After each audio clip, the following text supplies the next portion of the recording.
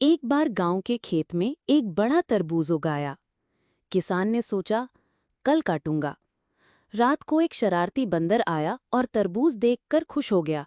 उसने जोर से काटा, पर छिलका इतना मोटा था कि दांत टूटते टूटते बचे। फिर उसे आइडिया आया। बंदर ने तरबूज उठाया और पेड़ से नीचे गिरा दिया। धड़ाम! तरबूज फट गया।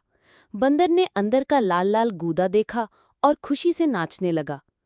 सुबह किसान आया तो देखा खेत में खाली छिलका पड़ा है और पास में बंदर की लाल मूछें बनी हुई हैं। किसान हंसते हंसते बोला, वाह, ये तो असली तरबूज पार्टी थी।